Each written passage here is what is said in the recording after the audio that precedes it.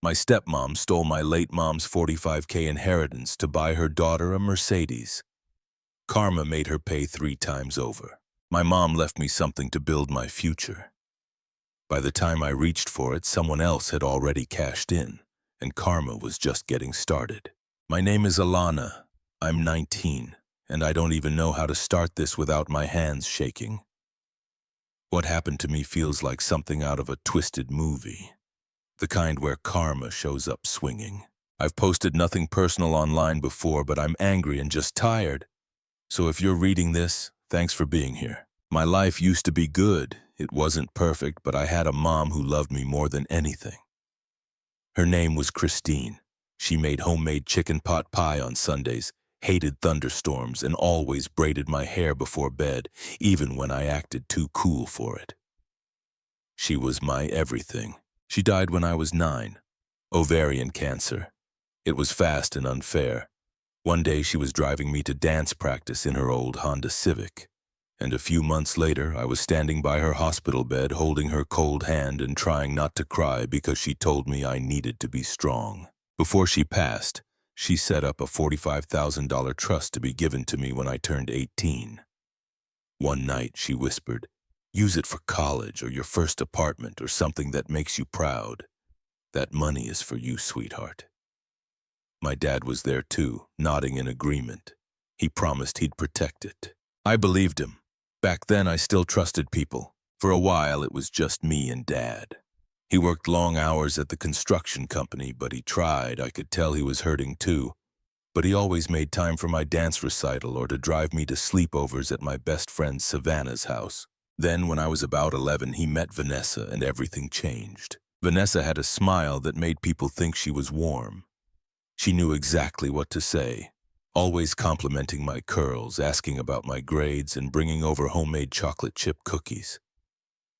She played the sweet, caring future stepmom card like she was born for it.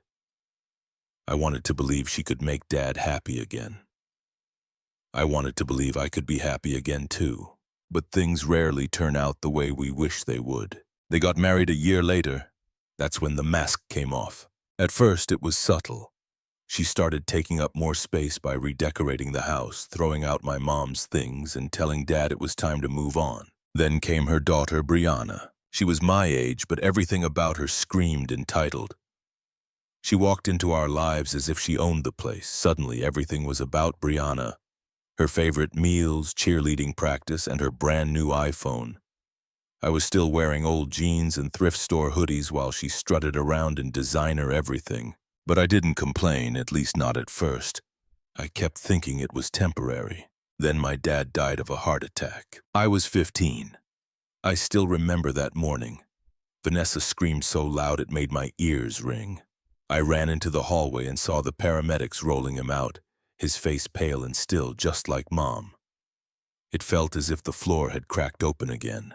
After that, everything fell apart fast. Vanessa became my legal guardian. And let's just say she didn't pretend to like me anymore. She didn't say it directly at first, but it was obvious. She started calling me that girl instead of my name. Brianna became her entire world. Brianna got a new laptop and designer clothes. I got her old shirts, some too tight, some with makeup stains or stretched collars. I asked once if I could get a new winter coat. Brianna's old one was ripped, and the zipper didn't work right.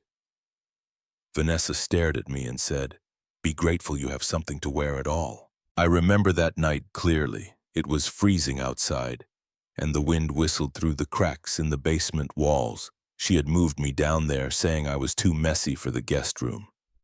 I slept on a thin mattress laid out on cold concrete. No windows, barely any heat, just darkness and damp air that made my throat hurt every morning. I didn't even fight it anymore, I just survived.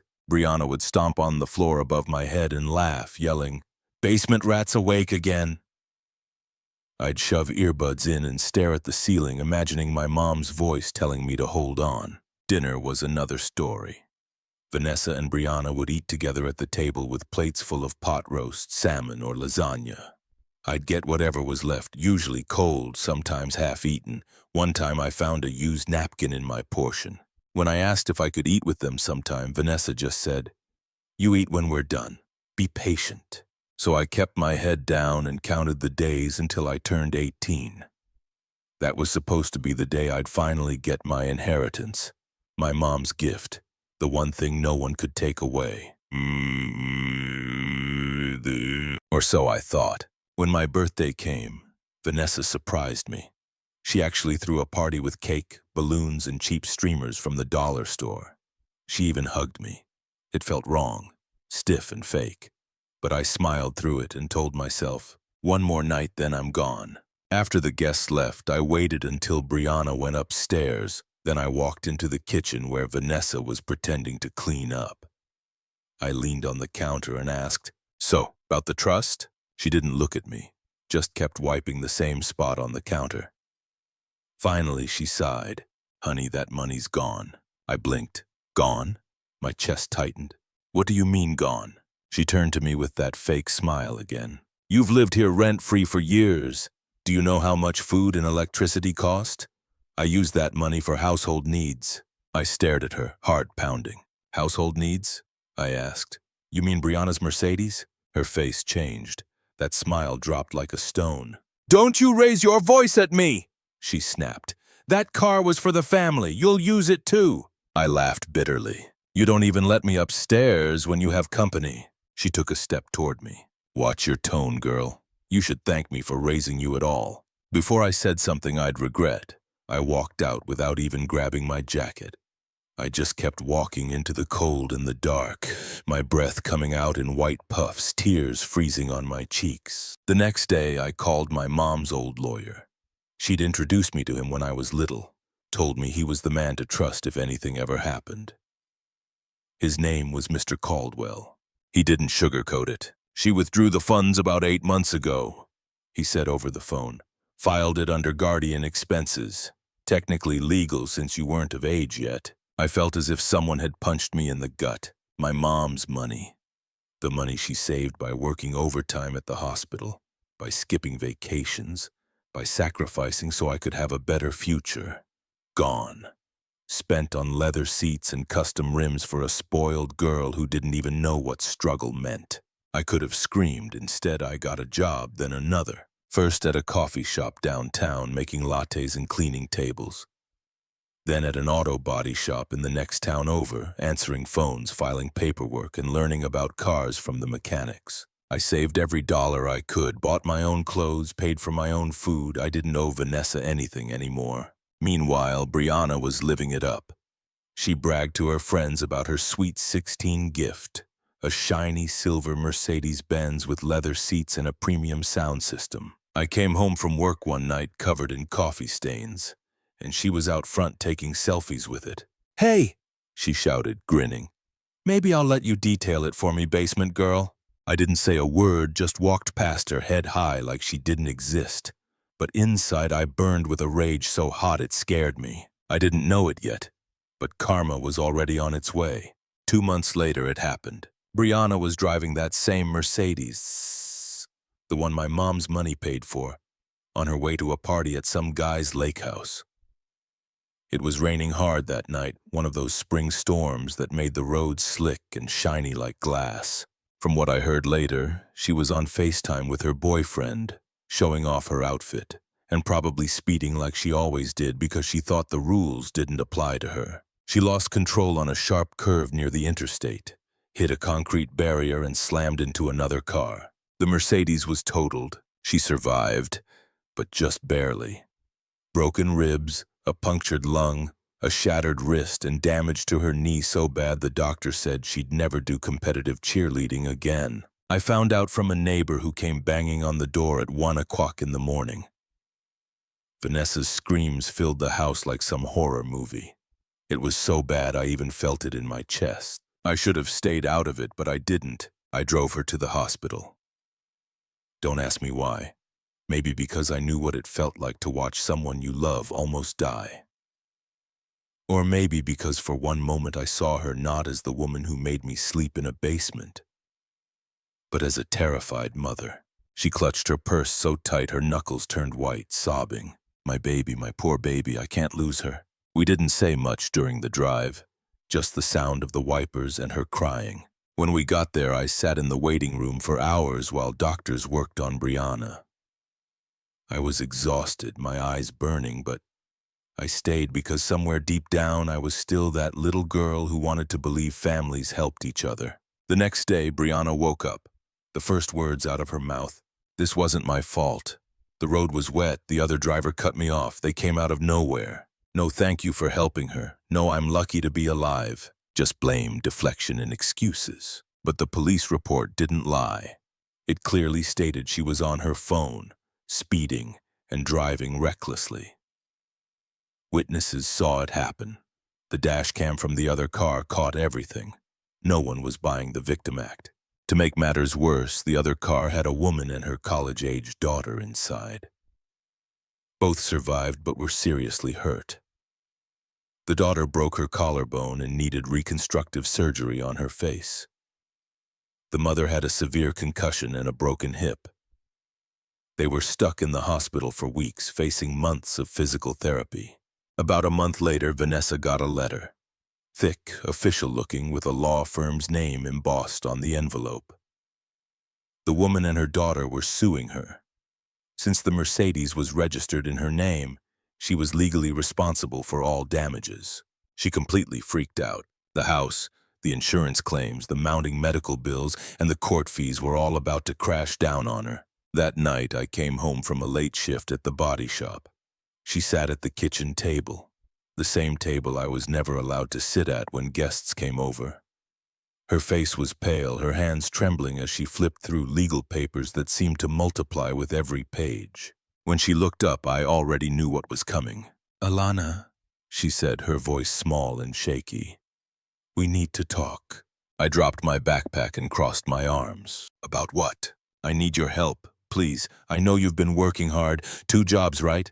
Maybe you could help with the bills just until this lawsuit thing settles." I raised an eyebrow. "You mean the bills my inheritance already paid for?" She flinched like I'd slapped her. "Don't be petty. You can't hold grudges forever. We're still family." I stared at her, trying to process the nerve it took to sit there and ask me that. The absolute audacity. "You stole from me. You made me sleep in a basement like some kind of servant. You fed me scraps and called me family only when it suited you." She sprang up from her chair. "I did what I had to do. You think it was easy raising 2 teenagers on my own? You think your father left me anything?" I shook my head slowly. "You didn't raise me. You tolerated me. There's a difference." She stepped closer, her perfume hitting me like a wall. "I gave you a roof over your head." I cut her off. "My mom gave me that roof. You just stripped the love out of it and turned it into a prison." She said nothing for a while. Then she muttered something under her breath, something about me being ungrateful and cold-hearted, and stormed out of the room. I heard her bedroom door slam so hard a picture fell off the hallway wall. I didn't follow her. I went to bed in my basement corner and slept better than I had in years. The trial date came fast. Vanessa showed up to court looking like a completely different person, wearing a conservative black dress, minimal makeup, with tears already welling in her eyes, and her voice trembling as she talked about being a struggling single mother and how hard life had been since my father passed. She said she was doing her best and trying to keep the family together. For a moment, watching her perform, I almost believed her act, but then the opposing attorney stood up, a sharp woman in a burgundy suit, and pulled out a folder thick with financial records. It was all there. Bank statements, trust withdrawal records, receipts for the Mercedes purchase, proof that she took the full $45,000 from my account 8 months before I turned 18, right down to the day and time of the wire transfer. The judge leaned forward, reading through the documents with a furrowed brow. Then he looked directly at Vanessa and said, "Mrs. Hartwell, can you confirm this $45,000 came from your stepdaughter's inheritance fund?" Vanessa hesitated, her lawyer whispering urgently in her ear. It was used for family expenses, Your Honor. Housing, food, utilities." He nodded slowly, his expression unreadable. "Family expenses like your daughter's Mercedes-Benz?" Silence. You could have heard a pin drop in that courtroom. Even the court reporter stopped typing for a second. The judge continued. According to these records, the vehicle was purchased 2 weeks after the trust withdrawal. The amount matches almost exactly, minus a few hundred. Vanessa's face went red, then white. Your Honor, I can explain. I'm sure you can, he said coldly, but the facts speak for themselves. The final ruling was brutal and perfect. Karma made her pay 3 times over, just like the title promised. She was ordered to pay $135,000 to the injured family for damages, medical costs, pain and suffering, and emotional distress. On top of that, she was required to reimburse me the full $45,000 for breach of fiduciary duty, misuse of guardianship funds, and emotional damages. The judge even added interest. Total, $180,000. She couldn't pay it, not even close. Her lawyer tried to negotiate a payment plan, but the numbers didn't work. She had to sell the house within 45 days. It was the same house she kicked me around in, the one I was never allowed to decorate or feel safe in, the one where I spent 3 years sleeping on concrete. Now it was gone. A for sale sign stuck in the front yard like a tombstone. The Mercedes had already been hauled to a salvage yard and sold for parts. She and Brianna packed up what little they could fit into a rented moving truck and moved in with Vanessa's mother in some small town in Ohio. I didn't ask where exactly. I didn't care enough to remember. On the day she left, I was sitting on the front porch steps sipping gas station coffee and watching the movers load boxes into a beat-up truck. She walked out last, dragging a suitcase with a broken wheel behind her. She stopped in front of me, looking like she hadn't slept in days. Her hair unwashed, her eyes hollow. "You're cold, Alana," she said quietly, her voice cracking. "I treated you like my own daughter." I glanced around at the empty living room visible through the open door. The dusty windows, the space I could never sit in when guests came over. "No," I said calmly, meeting her eyes. "You treated me like a burden you couldn't get rid of." My mom treated me like her world. That's the difference. She didn't say anything, just turned and walked away, the suitcase wheels squeaking with every step. I stayed in town, still working at the body shop, picking up coffee shifts when I can. The owner of the shop, a gruff but kind man named Pete, helped me fix up an old Ford Explorer someone donated after their kid went to college. It's nothing fancy, but it runs smooth, and it's mine, earned with my own sweat and determination. I'm saving for college now, looking at community colleges with good nursing programs. I'm not rushing it. For the first time in years, I'm not just surviving. I'm living. Slowly, carefully, and on my own terms, I'm learning what it means to build a life instead of just enduring one. A few weeks after she left, Vanessa sent me one last text message. "You got what you wanted. Hope you're happy now." I stared at the screen for a while, my thumb hovering over the keyboard. Then I replied with something my mom used to say. I didn't want revenge, I only wanted justice. Then I blocked her number and deleted the conversation. I still drive by the salvage yard sometimes when I'm running parts for Pete. Brianna's Mercedes, or what's left of it, is sitting out near the fence in a row of other wrecked vehicles. Twisted metal, cracked frame, windshield gone, seats ripped out. It looks like a skeleton of everything they built on lies and cruelty. I don't smile when I see it, but something settles in my chest. It's not joy and it's not revenge. It's peace. Quiet and final, like a door softly closing on a chapter I never wanted to read in the first place. Sometimes I wonder if karma is real, or if it's just something we tell ourselves to feel better about injustice. But then I remember what my mom used to say when she tucked me in. Back before the sickness, before the chaos, when the world still made sense. "You don't have to get even, sweetheart. The universe has a long memory." And somehow, even now, sitting in my little Explorer with the windows down and the radio playing softly, I know she was right. The universe remembered.